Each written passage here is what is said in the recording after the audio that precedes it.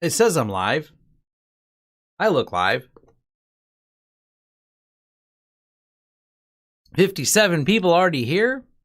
Hopefully the sound is working. Oh, look like the sound's working. Woohoo! All right. Boys and girls, ladies and men, gentlemen, everyone in between. Is everyone out there? Yes, yes. 42 waiting, only 8 likes. Smash that like button. You should be, I don't know, can you? All right. Anyways, good. The sound is working. Everything's working. I got my smoothie. Hold on, let me... I actually sit cross-legged a lot. That's actually my most comfortable position. If you see me do this a lot, because I'm usually just adjusting to sit, I don't like my feet on the ground. It's usually how I sit, and I rock back and forth. This is how I actually work all day. I have been busy sorting out paperwork, which is my... I feel, even though the paperwork gets done, there is no feeling of accomplishment getting paperwork sorted out. It's bureaucracy and messiness, and not my favorite thing to do. But if I don't do the vehicle registration papers for company vehicles and things like that, I will have other problems that will also be not very productive. There are business owner things that need to be done, and I'm going to do, someone mentioned about a camera. I will be doing a video about how I'm filming now, because this camera actually is funny. I had a great conversation earlier, and my friend finally, he kept taking his glasses, and then I realized the reason he was doing that, he says, oh, as I had the autofocus turned off. I did get a nice Sony a6600 camera, and it's nice, but I didn't want to buy a $2,000 webcam. So I have this camera, and it's not just my webcam, which is what it does now. It's also my new on-site camera that I need to do some more on-site stuff with. It's also what I use in the studio as a secondary camera. So I did change a few things around, and I got this so I can crank the lights up, and that hurts. That's really bright in here. Let me turn them down a little. But yeah, I did a different setup to make this a little bit nicer in lighting so I can record things. This is my office, by the way.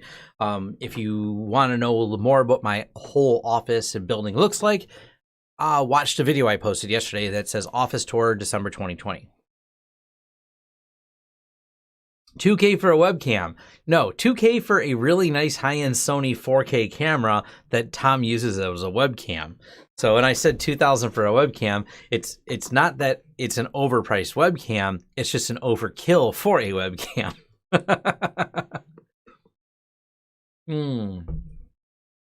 Let's see. What else do we have here?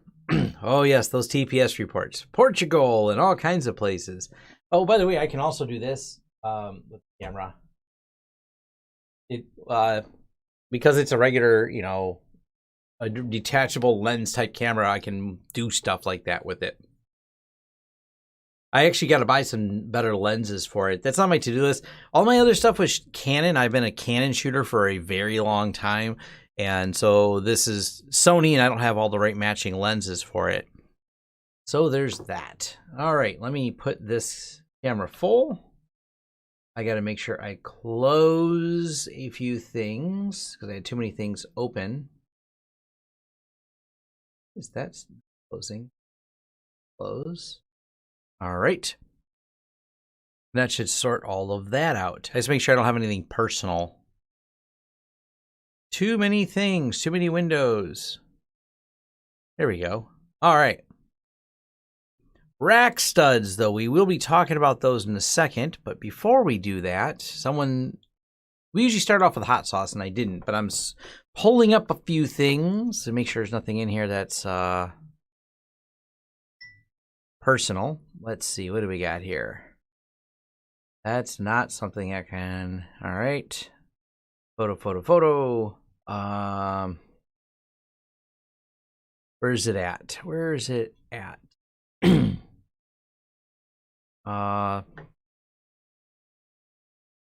Sauces? I pull that up. Oh, there it is. Here we go. Perfect. This, this stuff's amazing. This is the hot sauce. I don't think I mentioned any other vlogs. I took a picture of it when I first got it. It's about half gone so far. This makes my nose water, but if you're looking for a good hot sauce, I can't say enough good things about this. I like steak sauce. It's a savory condiment for meat, as it says. Actually, I just like it on French fries and potatoes. So baked potato covered in ghost pepper sauce. Melinda's ghost pepper steak sauce. That is amazing stuff if you haven't had it. So there's my hot sauce recommendation. I don't know if I've had those the last couple times, but I wanted to bring that up again. 45 and sunny in East Grand Fork, Minnesota. That is warmer for there.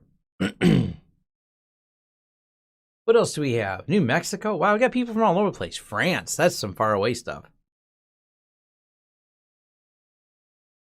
Stream Deck on Linux. I don't use a Stream Deck on Linux. Sorry for those of you looking for the Stream Deck on Linux. I keep answering that question. That's like a persistent question. I even got posted to my forums. How do I get the Stream Deck working on Linux? Google it. It's the first search result. If you type Stream Deck on Linux, there's a Python repository that I also have said repeatedly I don't use because it doesn't work very well. So, let's see what else we got here. 70s. You're in a lot warmer place in the 70s.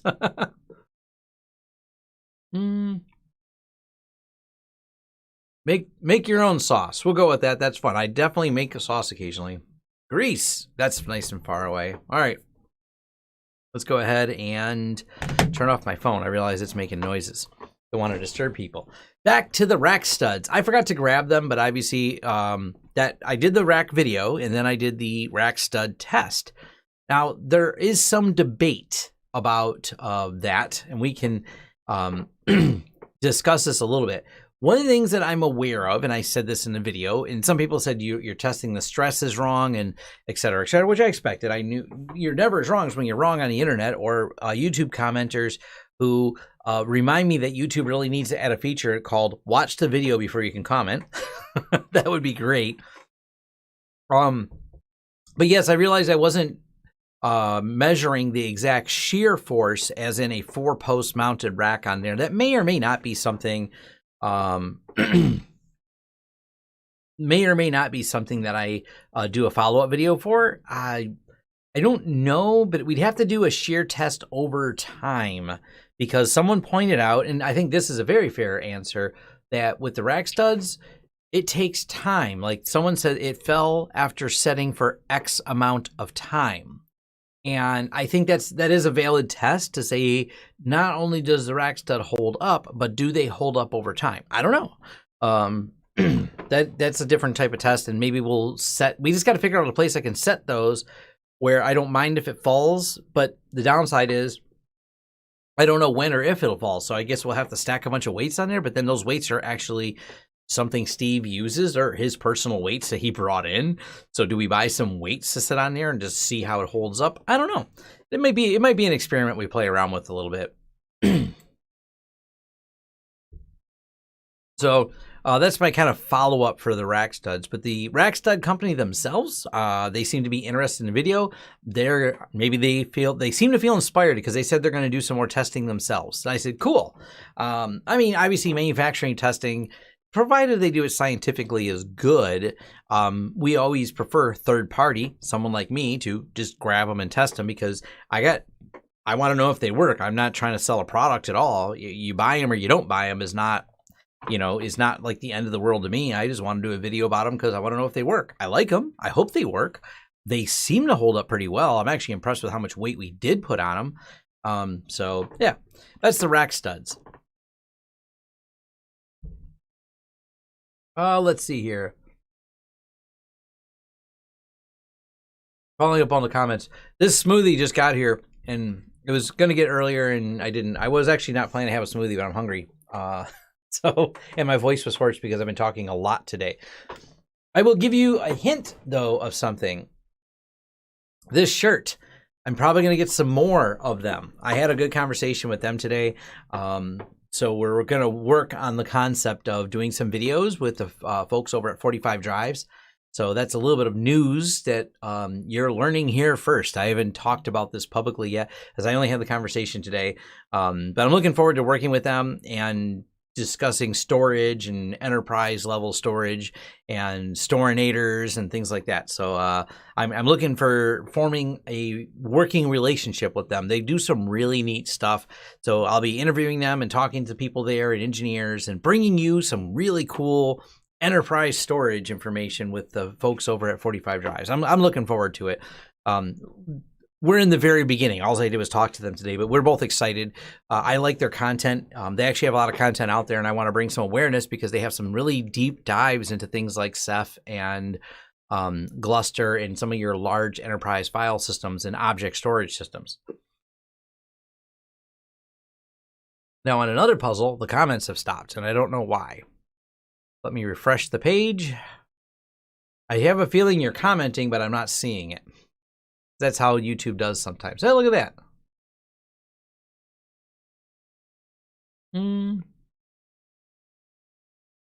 All right.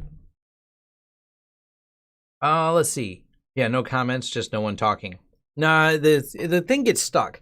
It just does that sometimes. I just reload the page and the problem goes away. All right. On to the next thing, which let me switch over to here. Let me find it real quick. Was it on Twitter? Did I tweet this? Well, it's going to be specifically around something, so I want to talk about this. So, all right.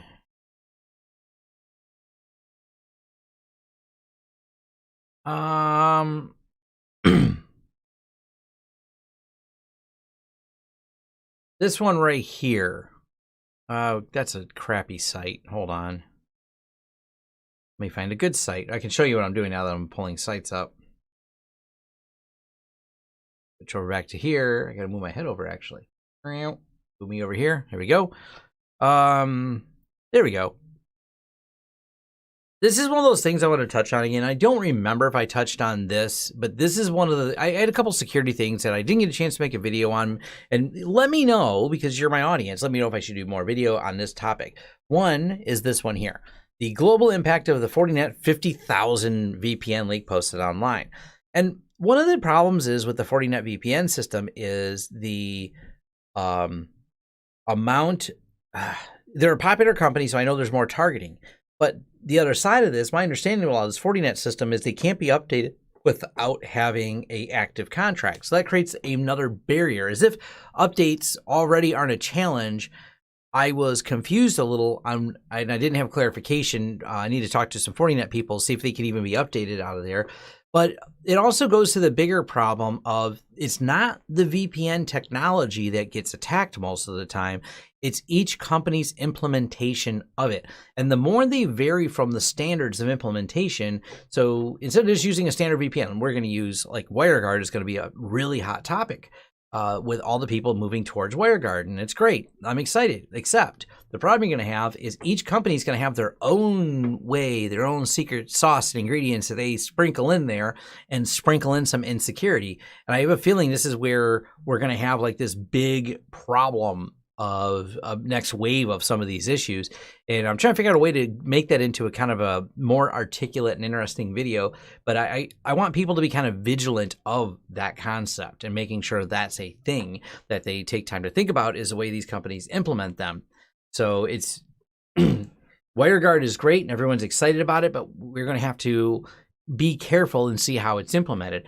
I trust like the team over at pfSense because I trust them to properly implement WireGuard. I am fuzzy when companies just want to jump the gun and implement it, especially, and I'll throw OpenSense out there. It's not a kernel integration. It is a user space integration they're using. So because they're using a user space integration, they just did it to be there first. That doesn't mean they're be there right. They mean to be there first. Now, I don't know of any flaws in it, but the other side of that, these companies aren't as big. So if you don't have a huge footprint, you also don't have security researchers poking at it. Security researchers, it takes a lot of skill and a lot of talent to find flaws. And they're not going to take a small project with a small user base and dig for flaws in it when there's not even a bug bounty program. it's just really far off their radar of where they're going to spend their time doing it. So, I had no idea Jay was live at the same time. But that's cool that Jay's live. I didn't know he was doing a live thing today. That's completely, I didn't know that. Anyways, so this is one of those things, like, you know, you got to be careful. User space does mean it has fewer privileges it gets owned. Not really. Not when it comes to the way it runs. It's user space, but as far as the way that runs, if your firewall gets owned, your firewall gets owned. Everything has a high level of privilege on the firewall. So it's hardly, I'm going to say barely, a mitigation that they wouldn't be able to escalate the privilege, because most everything on the firewall runs at a high privilege level with high levels of access, or it wouldn't work at all. So that's one of the things that I thought was just kind of something to think about, something I want to keep in people's minds when we talk about vetting of VPNs and stuff like that, is how these companies put together is what really matters quite a bit. So that is definitely, so this is his first live event. Cool.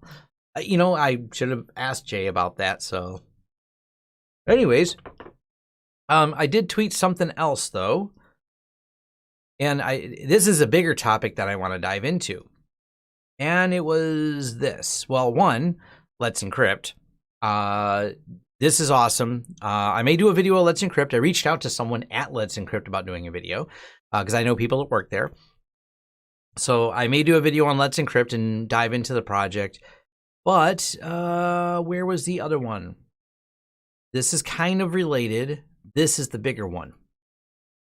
This is something that I'm going to do a video on, and I may co-author it with someone else. A lot of people ask me about Docker, and a lot of people ask me why I don't just use Docker, why I don't do Docker videos, blah, blah, blah. And here is the problem with Docker. Half of all Docker images have at least one critical vulnerability. That's a news headline. It's a little clickbaity, but it's important to think about this. And what I mean by this is when it comes to the way Docker images are built. Now, why is Docker so popular? And that's because containerization makes life simple. And the way containerization works is, you know, if I do something like Zen Orchestra, and we'll pull up my Zen Orchestra, and this is where those comments are going to start coming. You pull up Zen Orchestra and people are like, Tom, these are all running Linux. You could just combine all of these into one virtual machine that would be lighter weight, and then just run Docker containers for everything else. And you just do a Docker pull when you want to update every individual thing. And I get asked sometimes why I don't do it in a more lightweight engineered way. And one of the big reasons for that is you have to find the right people for the Docker image. And what I mean by that is you have to look at who's updating the Docker images. And a perfect example is going to be, and if we went to UniFi, Docker, container, what's the first one that comes up? Let's see. There's this one over on Docker Hub. Cool. Oh, good. This one's maintained by LinuxServer.io. Cool. And the other one is maintained by Jacob. And I don't know, does Jacob do a good job? He gets more recommendations than the other one.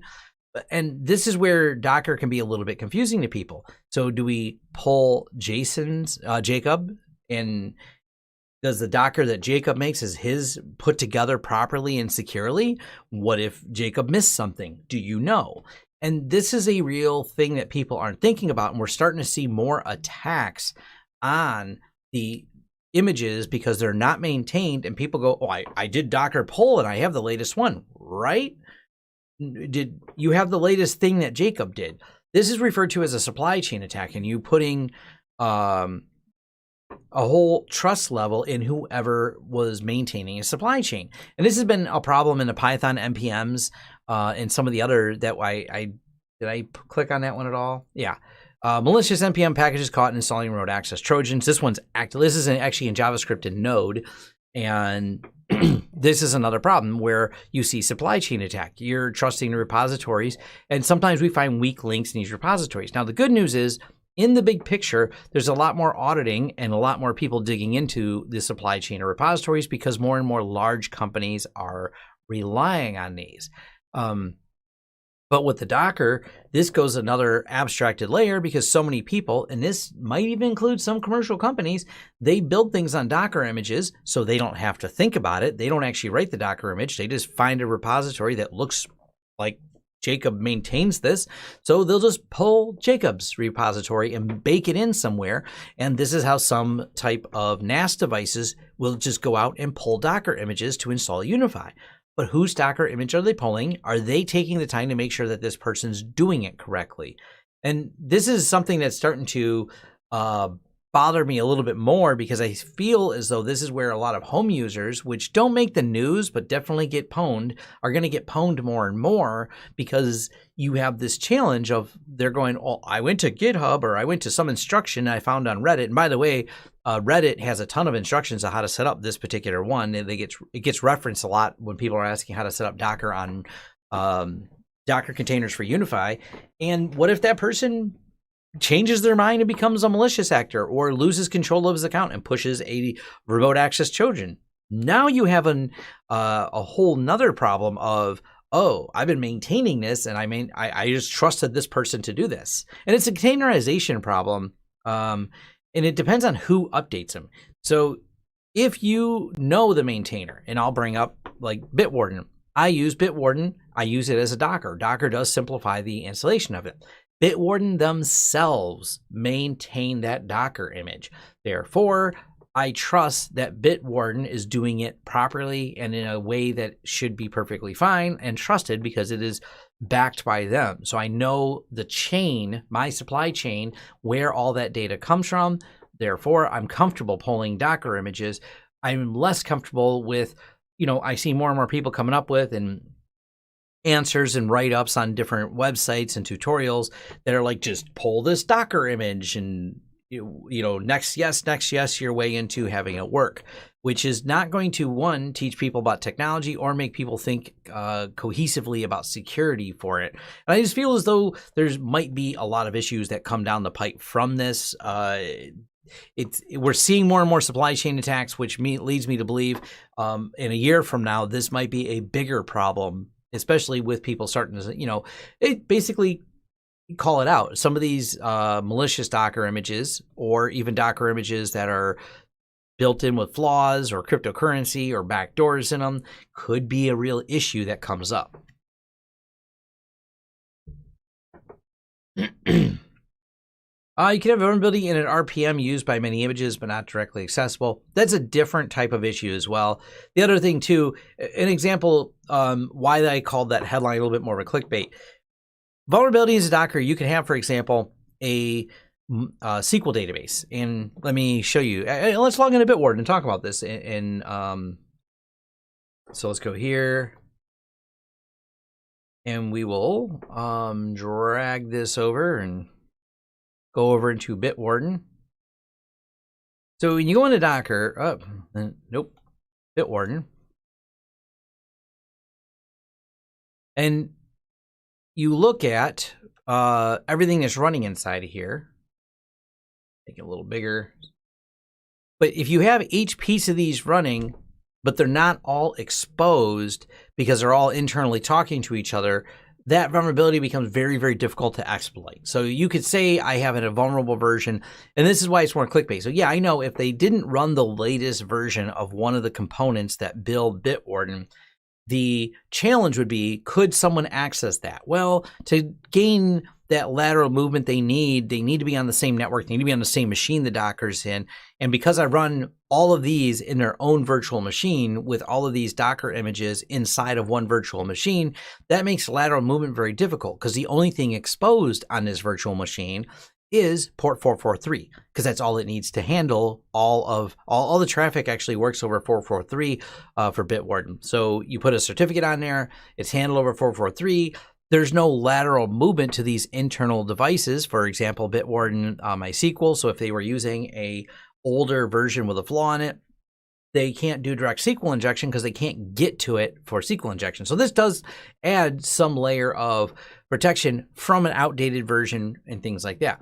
It does not in any way protect you from a supply chain attack where the potential for someone to upstream have a flaw that gets baked in, or if that package maintainer themselves are malicious because we don't know who they are, they're not a business, they're not a vetted or trusted source.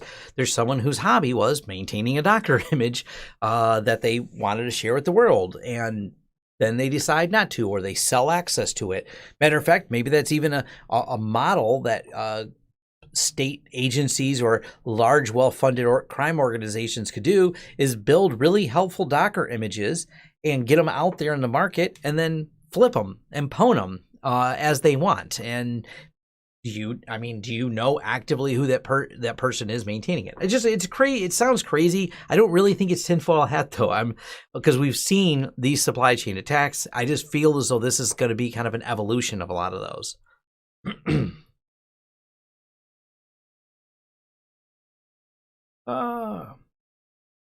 Building your own is, a complete different way to handle this as well.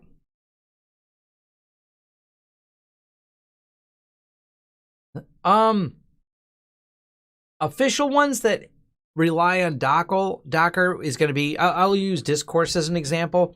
They have both. You can read through and learn how to build Discourse without using Docker, but it is a lot of code. So I understand why they do it, but Discourse is a business who maintains it. Same with Bitwarden. Bitwarden is complicated to build, not impossible at all, but more complex to build for self-hosted. Their Docker setup is a simpler way to maintain it. There's some real DevOps advantages to using Docker. I still think it's a great containerization. Docker is very specific as a bigger picture thing. Containerization does offer some real DevOps advantage. It's just a matter of, before you blindly load everything on there, and like I pointed out with the first example of being more than one popular UniFi version, that's just something people should really stop and think about, of which one should you use. Should you use the UniFi one? Should you use the one from Linux, LTSERVICES.io, who's pretty popular? So yeah, just something to think about.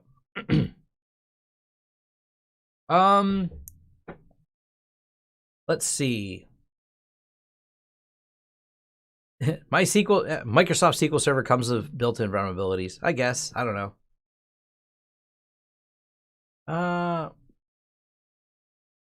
Docker Compose needs to have more focus so people understand the process. People just want things to work, and that's probably what drives it. Everyone wants the one-click install that magically does exactly the thing they want, and I get it. That's probably where a lot of majority of people, not everyone wants to do deep tech dives, and that's fine. I mean, there's something for everyone out there. It kind of depends on where your focus is. But that's my rant about that. Maybe I'll do a video about it, but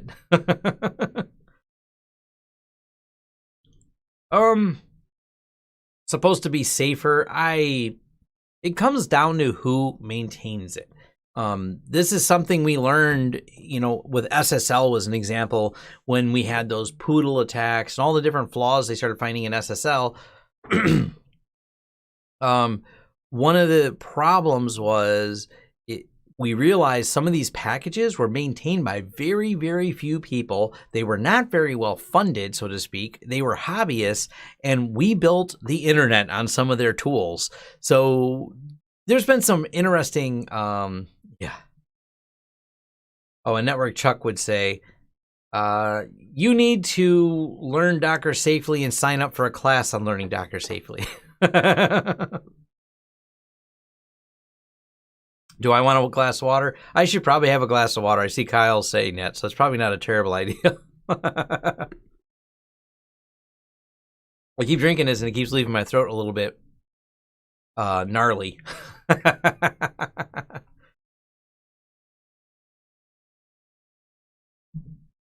So, is there a Docker image for cat? Yeah.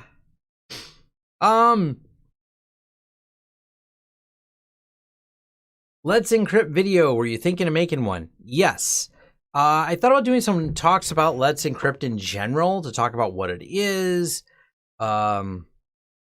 Just to break it down. There's sometimes, I think a lot of the confusion's gone, but the folks over at Let's Encrypt today, and we can pull back up my Twitter.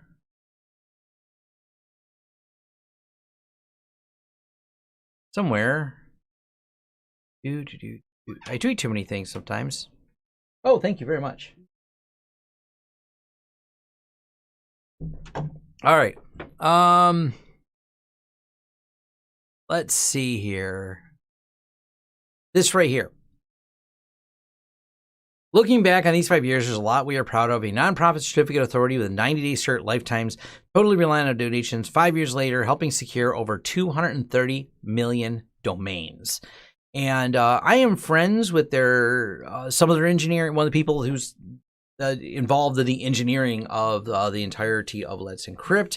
It's a really neat project, and I think there's been some misconceptions. I've had some people tell me it's not secure, but I really think, 90-day certificates are where we're headed. We've already got it down to a year, and 90 days is probably where it's going to go. I like that concept a lot, that certificates expire. I like the fact that they've built, and this is something about the way Let's Encrypt did.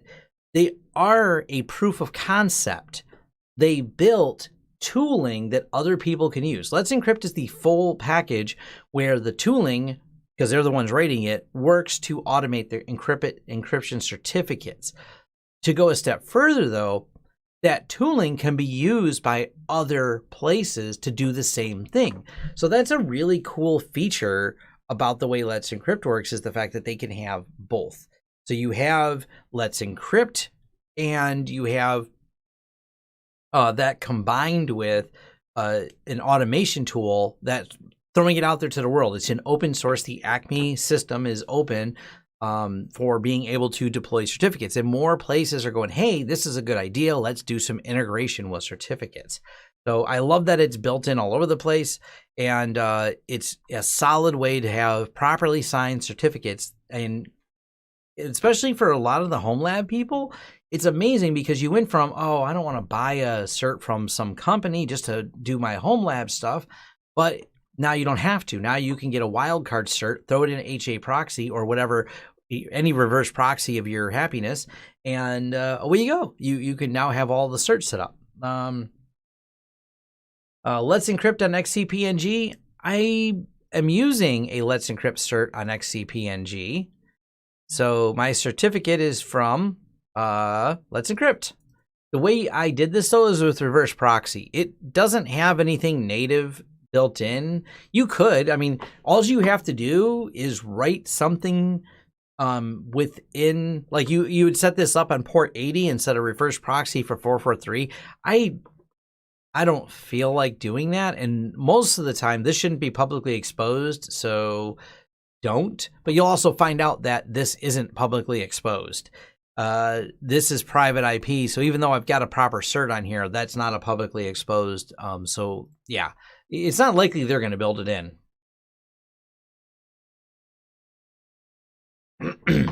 Why would I want the Pi-hole interface on Let's Encrypt? I don't understand that. I'm also not doing any Pi-hole videos, so. Why does Let's Encrypt have a 90-day cert limit?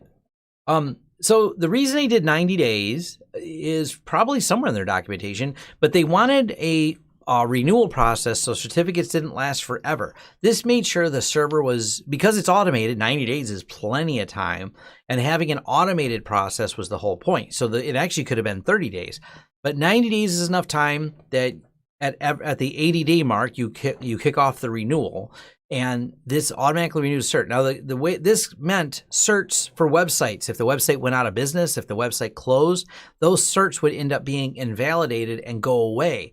So what would happen in the past, and this was actually a long time ago attack vector, you would end up with someone buying a cert, the domain would go out, and someone would right away buy that domain and be able to reuse those certs for not necessarily good things.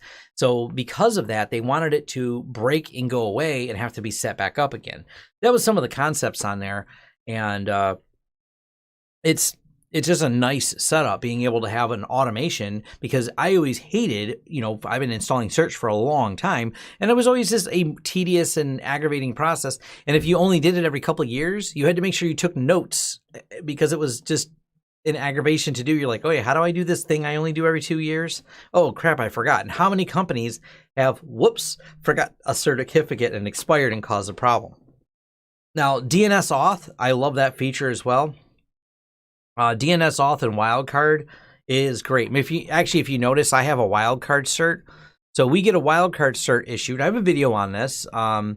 The The certificate's valid, and you notice the common name here is wildcard star. So I can grab this and apply it to anything I want that ends in my domain. So this is a real handy feature, being able to wildcard. Like I said, I got a whole video on wildcarding certs on there, and yeah, it's definitely a handy way to do it if you don't want to use the web method.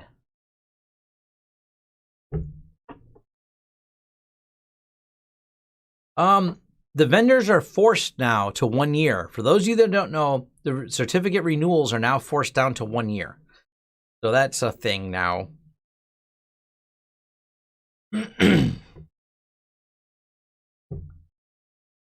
Yeah, it's also the other thing is someone's right too. There's not a really good revocation process for certificates that get exposed if someone just exposed a private key. So 90-day expiration means no exploit lasts more than 90 days. So if a company bought, especially in the past, you could buy 10-year certificates. If a company had bought a long certificate and there's not a good way to revoke that certificate, if they lost their private key, like their server got hacked and their private key got out, then someone has a 10-year certificate. So certificate revocation is a problem. If your certificates only last 90 days, revocation still is a problem, but it can never be more than 90 days. So yes, thanks, Apple. Google forced it, Apple forced it first, and Google's forcing it too. So Google and Apple are using their influence in the market to do that.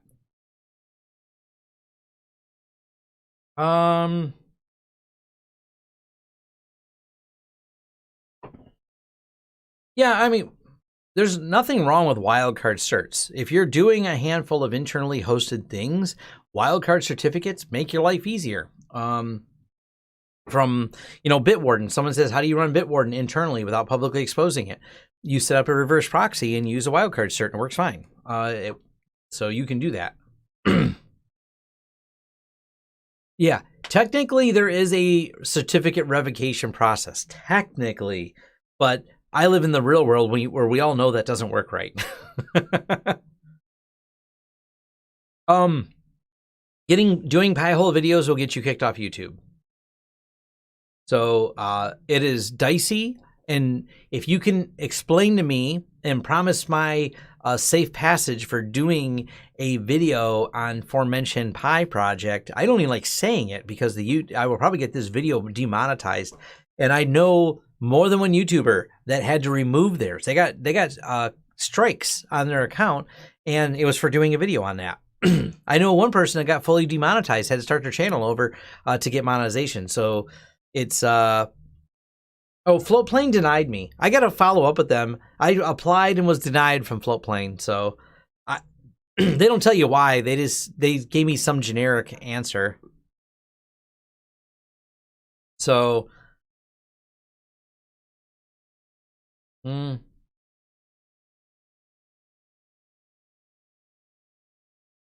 oh, yeah, I was reading the comments here, but yeah, basically, if you do any type of video on that Raspberry Pi project, you can definitely. It's not just demonetized. You can get delisted and have your channel shut down. So they don't play around with anything talking about advertisement. So we avoid those topics now completely. It's the same problem. It's one of the reasons how they got hacked went on another channel. That same problem. I know people who had their channels shut down. For one person had mentioned on camera which hacking channel it was. They lost their channel for a week. Huntress Labs lost their channel for a week. I think it took a week to get sorted out. So there's real consequences of certain topics, and it's unfortunate. I would love to do another platform. I need to get on something like Floatplane to be able to do that. So yeah, that's where I'm at with that. Why would Floatplane deny me? I apparently I don't know. I think I have. We can go to, and we'll look up Floatplane. I think I have what they put right here. Thanks so much for reaching out. Our inbox is exploding, and we're overwhelmed to see the positive response to our announcement. That's exciting. But because we are focused on helping creators reach their goals, we prioritize giving the best advice we can and not signing up every creator we get in touch with. Apparently, I'm not every creator they get in touch with. Let's see. We've learned a lot over the years and how to make us look tools like merch, sponsorships, early access, is when you're first starting, it's essential to focus on building a devoted audience. Apparently, I should focus on building a devoted audience. Let them know you're devoted, people watching this live stream. Because if you're watching a live stream, you're probably my most devoted audience. Once that relationship is built, it makes sense to start working on monetization strategies and diversification. We hope that will include Floatplane, but doing it too early can stunt your growth. So they're worried they will stunt my 20-something million views I have and 1.2 million unique viewers that visit me every month. By the way, I sent them my stats. So apparently that's not big enough for them. I don't know what size you have to be, but I do know I did talk to a more than one smaller YouTuber who's on there who goes, I don't know why they approved me. So whatever. For that reason, we have, unfortunately, we have to say that our service might not be the right fit yet. So they didn't give me any parameters, so please know. But as our capabilities grow, that will probably change. Make sure you're keeping up with us on Twitter and Facebook. They gave me I didn't try to dispute it. This is my post. It says applied and denied here. For those of you that want to read it, there you go. It's on my forum. No, I'm not going to the library. I don't feel like being next to a bunch of crazy people. My content's not going over there. I don't need the brand association of the crazy people over there. Sorry. Yes, craft computing does not have, before I say that, hold on. Let's answer that question. I know he's got more subscribers than me now. But he was on Floatplane before he had as many subscribers. He got approved for Floatplane a while ago.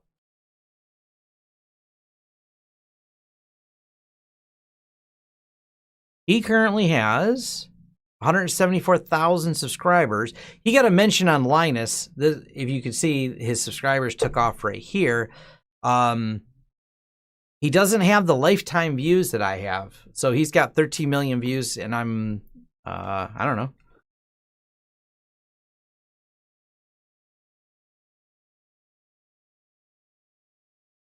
So I got to look at it this way. We're close. He's got a few more subscribers than me. 25 million views and 804,000 last 3 days. So I don't know. I don't really have an answer. I got nothing. So if you guys have suggestions or want to tag them in some tweets, yeah. Thank you, Grayson, for the donation. It is greatly appreciated. So, let's see. I don't know if my content, I don't know if my content's right too. One of the things I'm different on YouTube that there's less people doing compared to the number of people doing, and the audience is different. Obviously, a lot of other companies aren't just tech. They cover a lot of gaming video cards, Gamers Nexus, and things like that. I mean, there's Paul's Hardware, Jay's 2 Cents. These are all people who build a lot of high-end gaming systems and high-end computers. They're not people who deal in server equipment. So there's a very different, it's a very different audience. And maybe that's why I'm not as much of a fit, because I'm doing more. I mean, I cover both sides of that. I'm not really gaming systems, but I cover smaller stuff that are home lab projects, but I cover a lot of stuff that are a little bit larger projects, especially a lot of network engineering projects. So yeah, I don't know, but feel free to tweet at them. Say, we'd love to see Tom Lawrence. Be polite about it. I mean, don't go out and be obnoxious, but if they knew I had an audience, that would be something to make them reevaluate their position on it. So, yes, this is a new Sony camera. Someone asked that. So, let's see.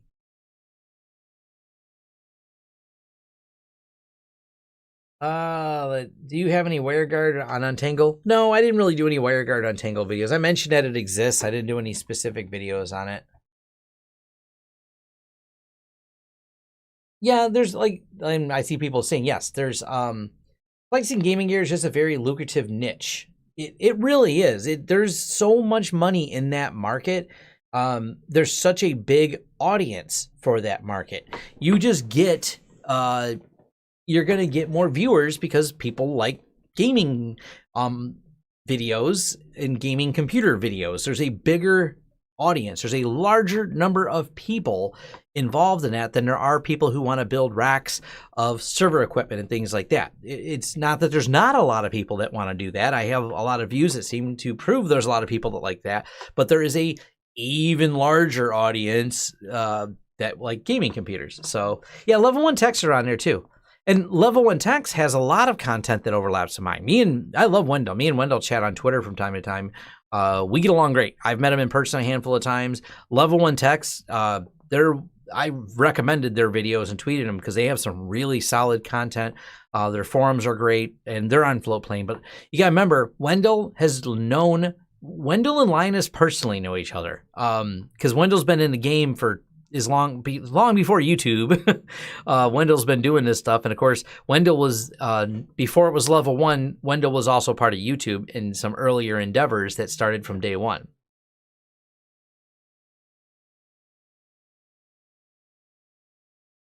Yeah, feel free to tag Floatplane, tag me, ask them to revisit. I don't know. So to me, it's like I'm interested in it. And here's the problem with most of the other platforms. Discoverability on those other platforms is difficult. Someone mentioned Vimeo. You get buried in the content. Vimeo has a bunch of rules. You have to pay to be on Vimeo as well. So I go from monetizing videos and being able to produce content. I could also just produce a big paywall and set everything behind a subscription so I have another platform. But I think people are kind of getting worn out on belonging to too many different paywalls. So yeah, I don't know. It's trying to find that balance all the time. Yeah, I see people say I'm going to be professional because the last thing they need to think is if his audience comes over here comes all the assholes. That would not go well for anyone. Like, definitely deny him. He's got a whole bunch of morons that are attacking our site. Please don't do that.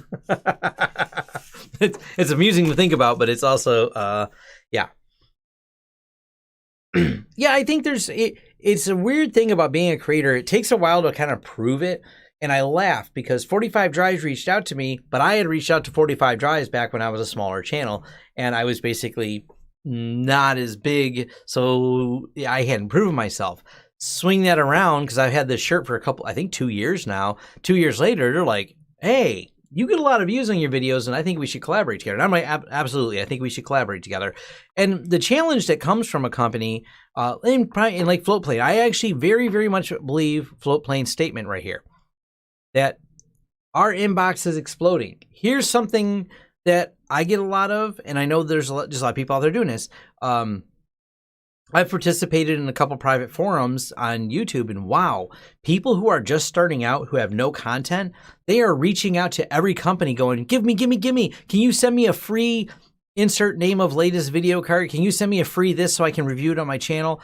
So many people want to get into YouTube before they're really good at it, before they have some content around it, that I understand. They see this as a lucrative option, so they are hammering away at every resource. And it makes it challenging for companies like Floatplane to go, who's legit? I need to figure out who's legit because everyone's asking me to be on my platform. I need to figure out and curate content. YouTube's been interesting because it kind of lets everybody on, but sometimes that's the problem. It lets everybody on, so they started filtering a little bit. And then you have these other offshoots, like Library being one of them. And sometimes it's the people who want to put crazy stuff out there. And that's fine if your niche is really off the wall crazy, but then YouTube says that becomes not ad friendly, so we have to tell you not to be on our platform, which creates a whole other problem. And this is the big problem, not just tech. This is a large problem with where do you host content.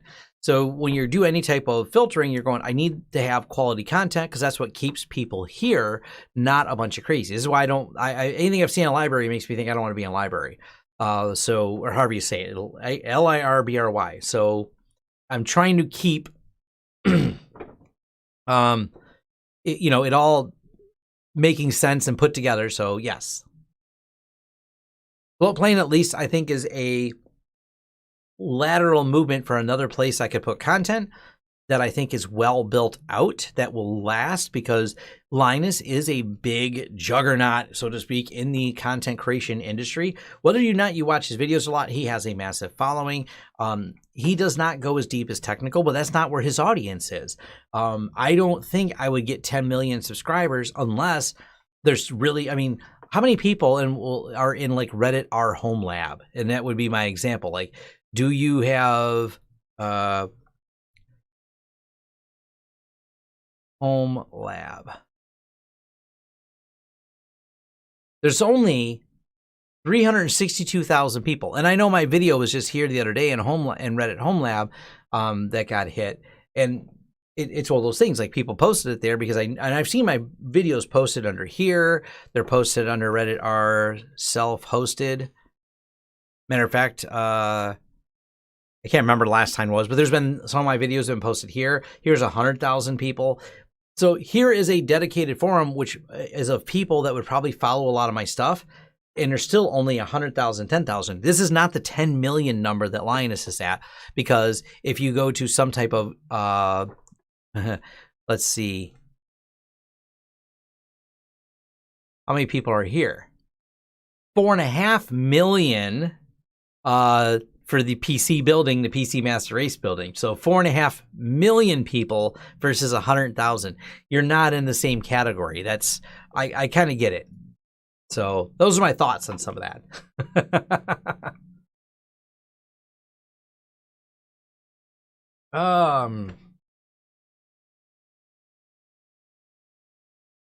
Let's see. Some YouTube channels just pick up on popular stuff without working on stuff, having a real world experience. That's, yeah.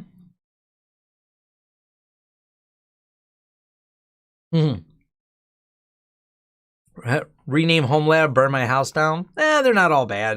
There's a lot of well-intended people there, so. Yeah, as long as you are stable with your content, you could be fine. Yeah. I guess you could call me stable with the content.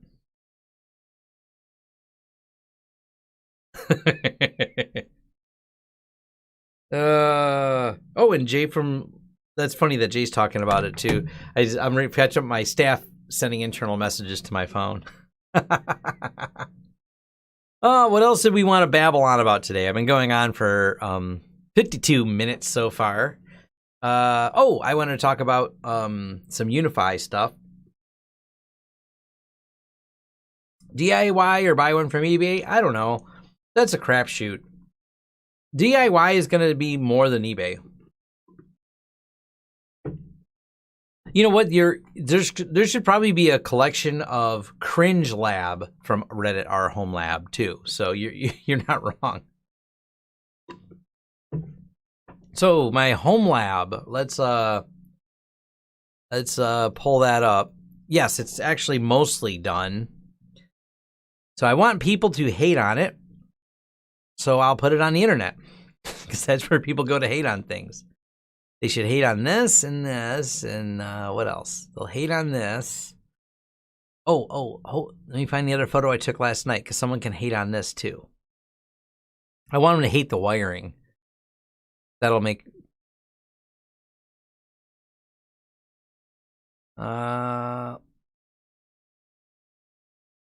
There we go. This is my UniFi where I mounted it at home. I'm going to do a video on why I mounted it this way. Does anyone know why this UniFi is mounted like that? I'll let the audience complain about it. So why is my UniFi mounted like that? Let's see.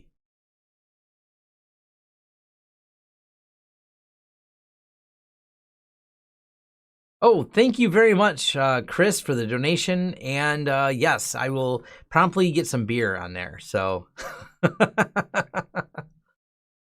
serving the people upstairs. It's a basement under the floor. Yes, this is actually one of the things that's easy to do. So when you're in, yes, it's in the basement.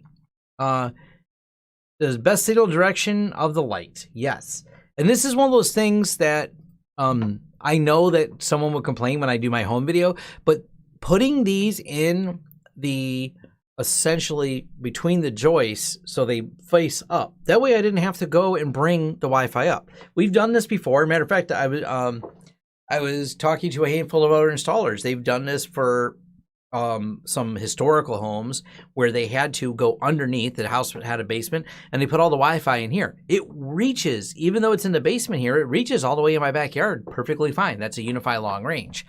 So this is actually what covers the huge part of my house. My living room, the kitchen, my backyard's all covered by this.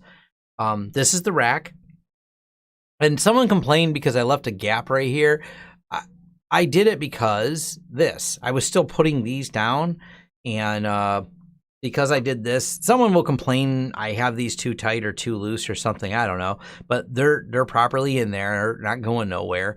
But I only have 4 things. This whole rack is overkill for my house. There's really not much else on this, and I don't know what else is going to really end up on it. Not much. Some camera gear will end up on there. Some probably a camera NVR or something. But yeah, this is Tom's home rack, which I didn't label yet. I'm actually just, these little pieces of blue tape, I just wrote the labels down until I print them. I just didn't have a label printer at my house. So it's pretty basic. I could move this up. I probably won't. This is going to be for some testing, and I will be doing some more firewall testing. Sometimes I take firewalls home, and that's how I test them out, because I don't care if I share data and IP addresses from my house. This is what feeds it on this side, and these are the 4. That's it. I only have an 1,800 square foot house. There's only 4 runs needed for my house. That's it. Because there's no cameras wired yet. So the cameras will require separate runs too. Now, the other thing I did was this. And this is an in-wall mounted under my desk. So this will be part of it too. Of in-walls don't need to be in-walls. And the reason it's under my desk is because I like being able to plug things in without bending over to the wall.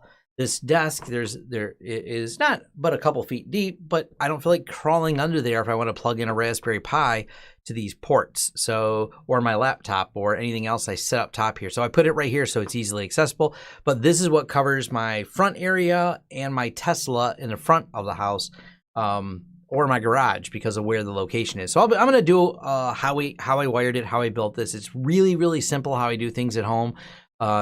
It's just something that doesn't need to be over complicated. Thank you.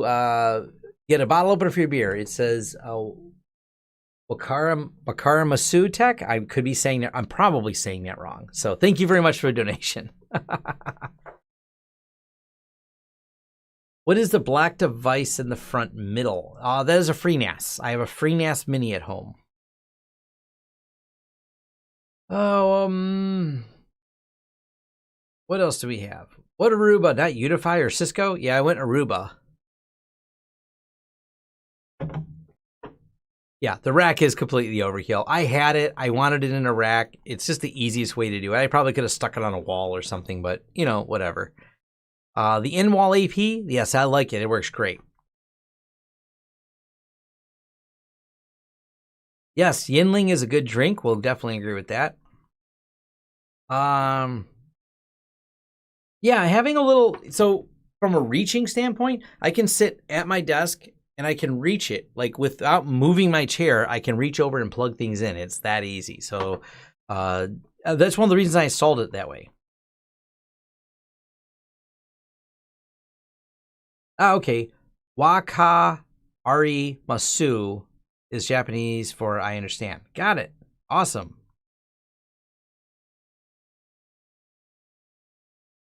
Tesla Talk. Have I had to replace my 12-volt battery? I have not. I checked it and it seems fine, but I do know, and my understandings reading through Tesla forums, which are kind of a bunch of people guessing, there were people who had problems with it, and it was almost 6 months prior to my manufacture date. They later started using something different. As I read, and some guy in some forum said, I don't have anything official from Tesla. I've had no problems with my 12-volt battery, but Tequila Fund, that I like. Thank you very much, William Daughtery, for the Tequila Fund. But I haven't had any issues with my battery, the 12-volt. I do know people did have issues with it, so It's not it's something I'm aware of, but it's hasn't been an issue. It will be if I have the symptoms that people have mentioned on the Tesla. I will first check the battery because they do create some weird issues that you call weird issues as opposed to, oh, it's a battery doing that. The car acts goofy is kind of, there's a list of little things that go wrong in the car. The computer starts rebooting randomly and having unusual problems of not starting. And all it is, or not starting up and not booting up. And it's just the battery going bad.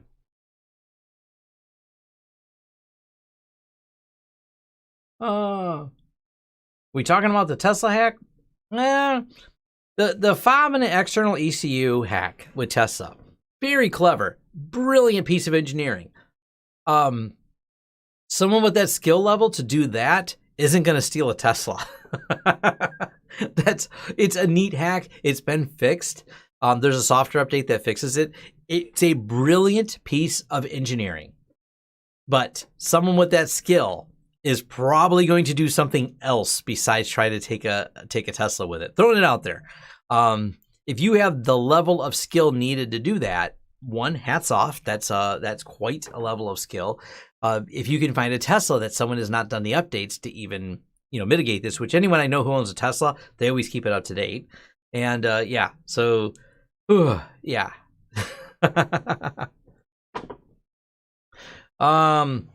Tesla question. What's it like in the 2 to 5 mile an hour traffic? Oh, I love it in stop and go traffic. I press the autopilot button and it if you're ever bored in the drive-thru and you want to play with your phone, autopilot. You press the autopilot, you play with your phone, and next thing you know, you're at the front of the drive-thru. Autopilot makes stop and go traffic pleasant. Autopilot makes, going to the car cruises, awesome. You go to the car cruise, you put it in autopilot, and you can look around at cars and do stuff, and the car is just creeping along in the car cruise. Works great. So I got no complaints. Actually, low speed is super safe with the Tesla. It's very comfortable because it just locks onto the car in front of you, and as they creep and go, it creeps and goes. If you just want to go slow, it's actually really easy to go slow as well. The pedal control is extremely precise. You can do consistently less than half a mile an hour on a Tesla. Like you can make it go like 0.5 and creep, no problem. I do not have the full self-driving. Yeah, I've never met a Tesla owner that says, I don't do updates that break stuff. Every Tesla owner's like, guess what new thing my car does? Every Tesla update I've had has gone really smooth. I've only ever met one person, physically met them in person, that told me that they had problems with their Tesla update. They complained about it, and it was years ago, and Tesla had to come out and fix it. But they did come out and fix it, and they didn't have a problem since. They had one person. I'm not saying it doesn't happen. I'm also saying I don't know 1,000 Tesla people either. So, but overall, their update process way smoother than Windows. We'll just say that. Yeah, Tesla Autopilot will work at 0. You can engage Tesla Autopilot with 0 mile an hour too. So,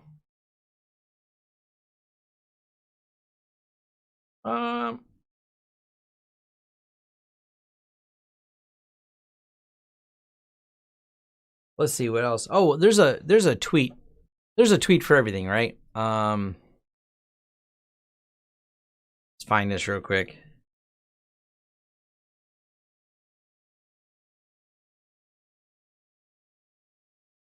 Here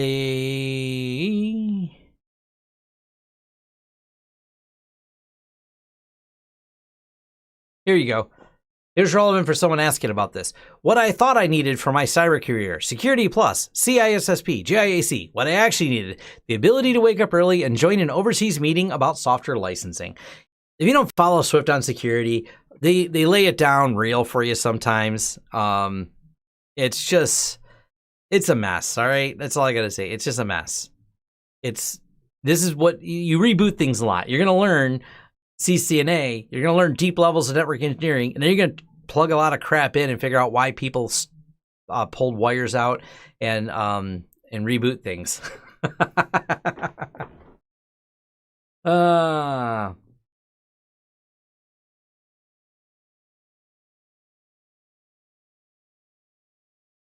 Yeah, check out Comma AI. That is, if I'm not mistaken, Comma AI is George Hotz or Geo Hotz company. They do some really cool stuff.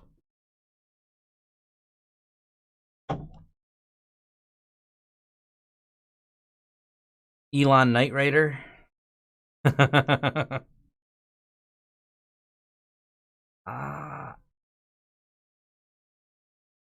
Let's see. People rather update a Tesla than a Windows machine. Oh, that is for sure. Yes. You learn about layer 8. Yes. You know, if they had a new motorcycle, I would love one. For now, I'm still a where is it at?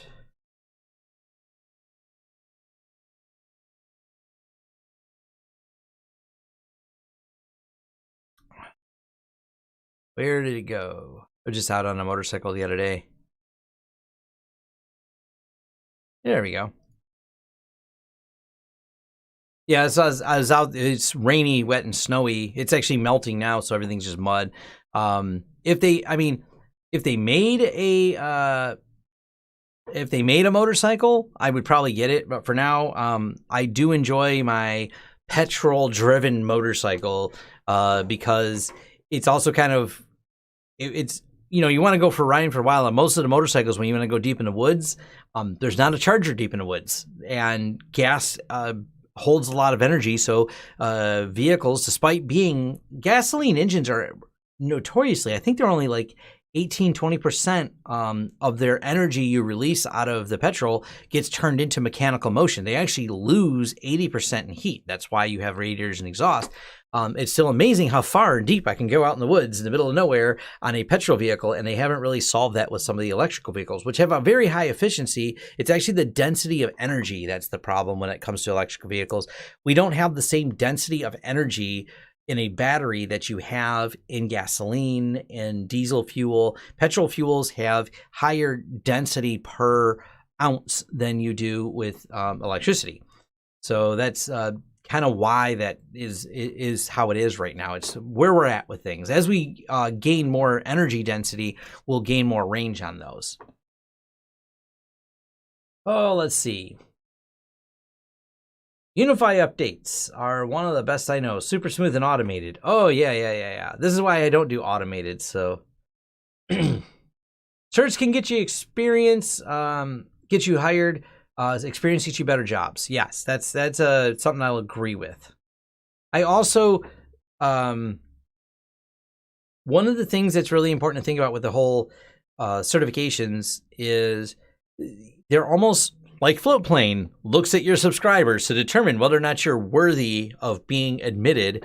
Certifications are a way for them to filter the number of job applicants they get. So that's a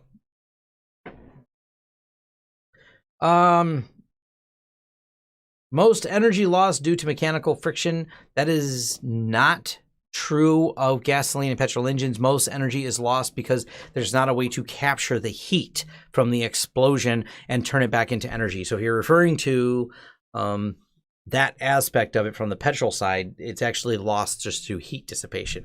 But back to the certifications, yeah, it's a filtering method companies use to sort out a pile of resumes. I have a video we've done, and I should make a playlist about careers. Maybe I'll work on some of those videos and I need to do another one on certifications. Now, I can only speak from a person that doesn't have certs, because that's me. I at least know the market. I don't have any certification, so I can talk to you about my view of that, but I can't talk to you as someone, oh yeah, get your certs. But I do say a lot of times, get your certs, because you won't get a job without it.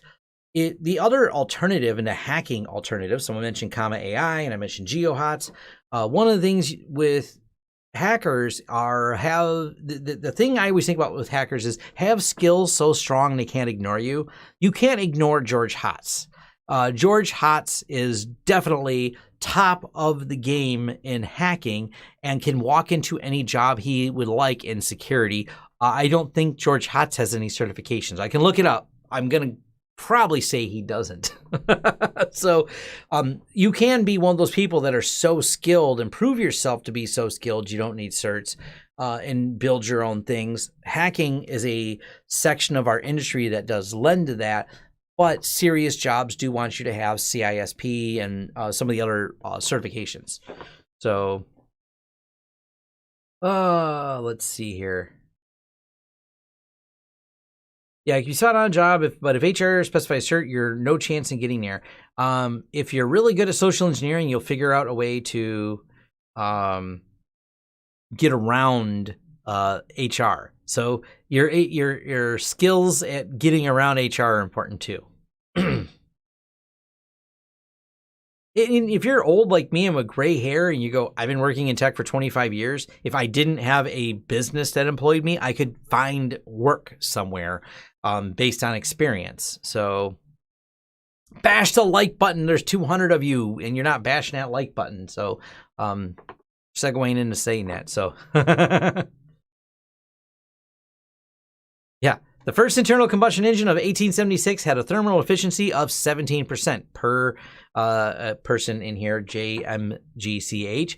I don't know. I didn't fact check you on that, but that sounds right. And we have not gotten substantially better in wow, well over 100 years. Mission click button. Bash the like button so we can talk about thermal efficiency. Important. I love engineering, by the way. That's why I've spent time reading this and studying it, because it's also a interest of mine, thinking about mechanics and all that. Let's go back to the steam engine. Well, I don't know. How efficient are steam engines compared to combustion engines? They also take a lot. The steam engines took a lot longer to fire up. So we have a cycle that will be on for a while with gasoline cars, but it is changing quickly. I mean, the electric car market is definitely picking up very rapidly. Elon is ahead of the game with Tesla. Everyone keeps saying, oh, as soon as the big automotive companies get around to it.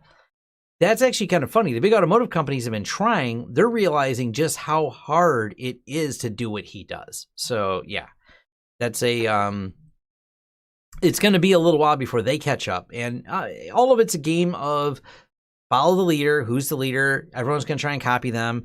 As long as Elon doesn't completely lose his mind, then things keep going well for them. The moment he... yeah, Jay Leno had an electric car before Elon did. That is correct. Jay Leno has had one of all the cars, it feels like. He's got one of all the amazing cars. Jay Leno's Garage is a fun watch for any of those that want to see electric cars. And where all the craziness that Jay Leno has.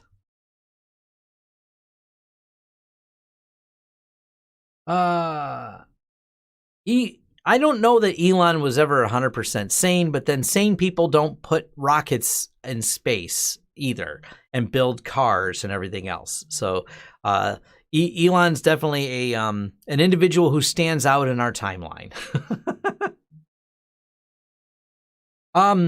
Oh, speaking of electric cars, actually, this is going to be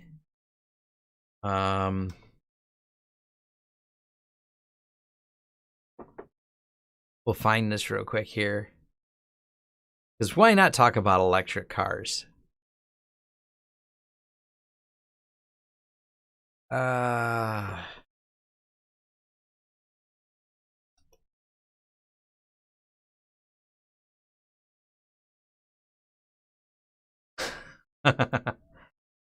This is this electric car at the Henry Ford Museum. I am happy to say that they do not look like this. This was, I don't remember the year of this particular car, but if you want to look up and learn more about this electric car, Simone has a video on it called Cheese Louise.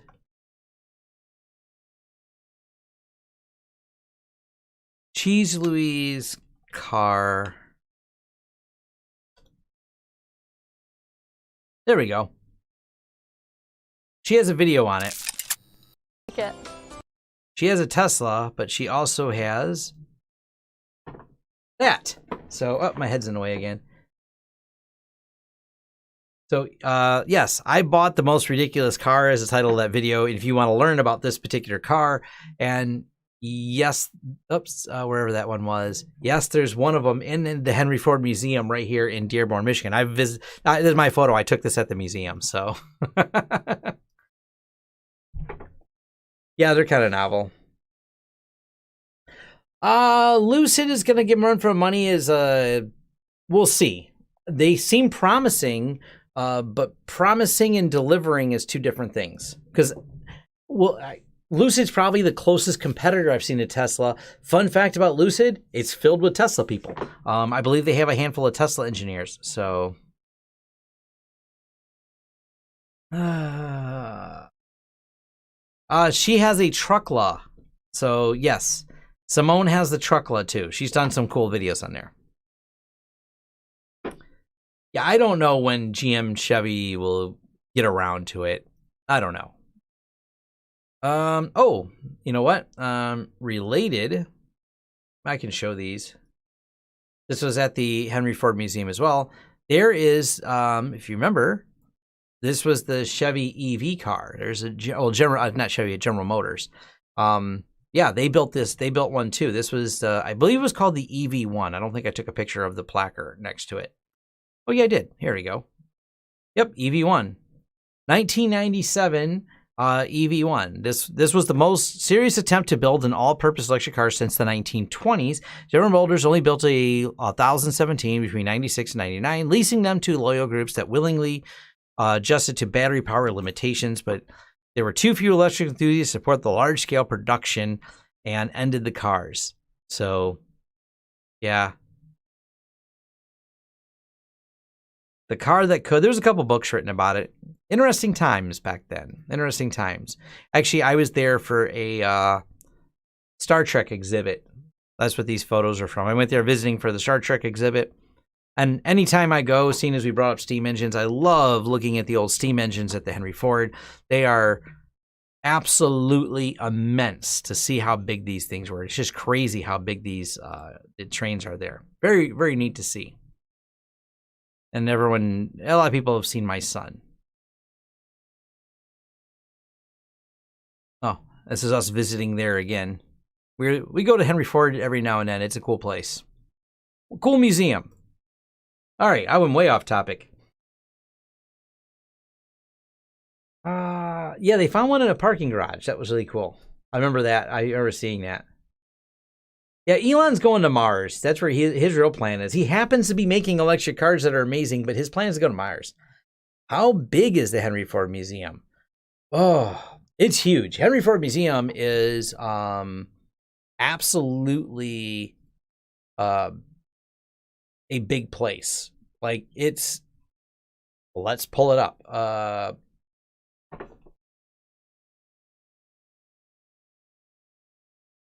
Let me give you an idea by going to Maps and Satellite View. So this is the museum. So think about this. That's a car.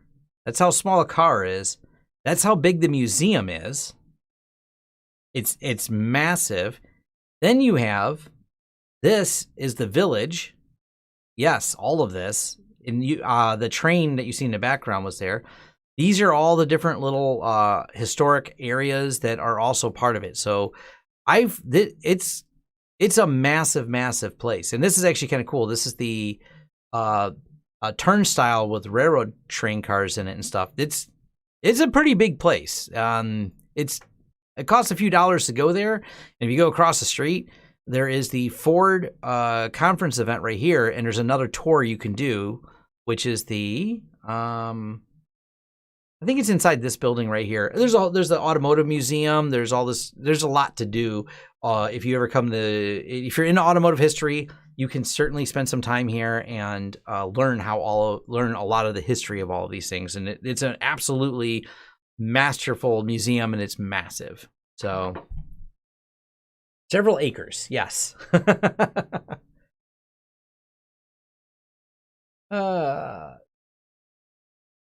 So hopefully answers that question there. It is a massive museum. Yes, I see people there. Yes, the Oscar Mayer Wienermobile. Yes, that's in there too. The Smithsonian's also big. I've been to the Smithsonian as well. I love museums. If Tom's loving museums, I'm obviously babbling about things. What are some last minute questions? Because we're certainly down to the errata part of this live stream. So now that we're on the errata, what is some more errata we want before I wander off? Because I'm going to go play video games. For those of you wondering, I decided to get The Witcher, and I enjoy it greatly. So that's been my game I started playing. So.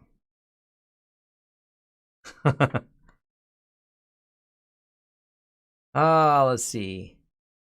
Errata is all the extra things. The miscellany, we're just kind of babbling essentially, not talking about anything in particular. It's kind of we went from ask Tom anything, talk a little business, and yeah. Yeah, The Witcher 3, I'm enjoying it, even though I'm not a big gamer, so.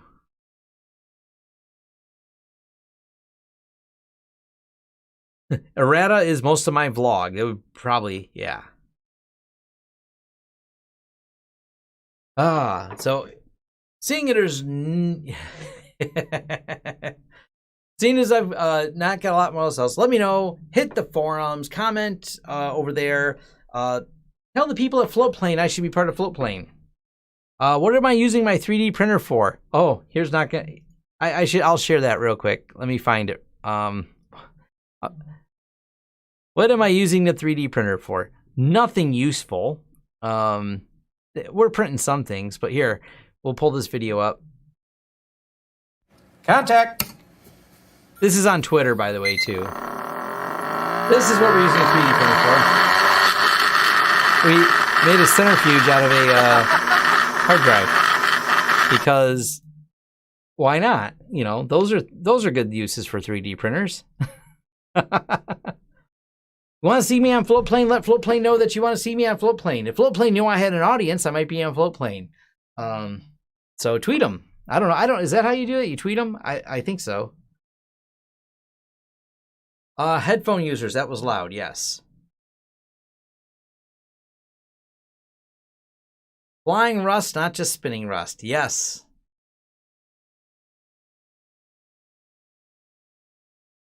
Yeah. All kinds of fun things. I don't know. I want to do a video on some more 3D printing. It's on my to-do list. So we will get those designs on I'm going to do a separate video coming up about some 3D printed rack parts that will have a link of things we did. So let's get Floatplane on Launch Systems instead. Can't if I had the kind of money, I'd buy it. Why not? I don't know if it's a money-making venture or not right now. I have no idea. It's also a Canadian company, so there's different complexities. Linus is Canadian. Donate on their live stream. Yeah, maybe. I don't know. Tesla stock. What is it up to?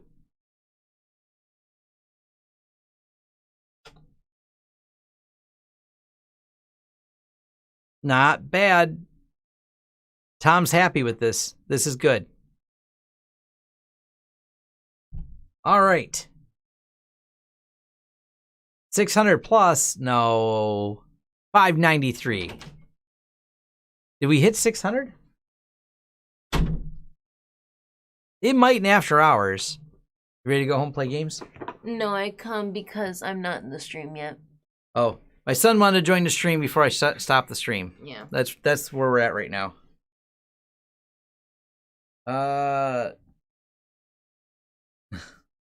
Drone drop to volcano data destruction. All right. Linus is a fake Canadian. I don't know. I don't know what a fake Canadian is. I don't know. Yeah, Marcus always wants pizza. Actually, Marcus I do. But he got smoothie. I did. I drank my smoothie, but I had the edible straw, and oh, my stomach does not feel good. Don't eat the edible straws. Don't eat the edible straw. That's his advice for today. Yeah, don't eat the edible straws at Tropicals. Make your stomach not feel good. Yep. So, you're not in camera really, so it's... Yeah, I know. Hi. There you go. Let's zoom it out a little bit. Yeah. Hi. So, that's my son. Say hi and bye to everybody so your dad can... Hi, and then... Wait, I can say Nope. bye. Maybe type bye? Yeah, I got it. All right. We're gonna wind this down so I can go play some video games. Your sensitivity is very high. Yeah, my sensitivity is very high. He's seeing the meter go over here. Yeah. Actually, let's do some Inception stuff. Yeah, watch. We gotta do this. We drag this over. Whoa. Watch. You can see the meter goes, it almost peaks, but I have a limiter on it so it won't peak into the red. Ah. Yeah, it hurts some people out there, so. Yeah, this is how we'll end the stream. Like, wildly looking. Yeah. Bye-bye. Later. All right. Yeah, it's the adult that wants to play video games. You're right. I'm not legally I'm an adult. I own a business and stuff, but I act childish. You're not an adult. Yep. All right, later everyone. Bash the like button, all that fun stuff. Thank you for watching. Thank you for visiting. Stay tuned for more content. Follow me on Twitter, hit the forums and all that fun stuff. Buy our swag online if you want. We got shirts and happy stuff too. Later everyone. Thank you for joining.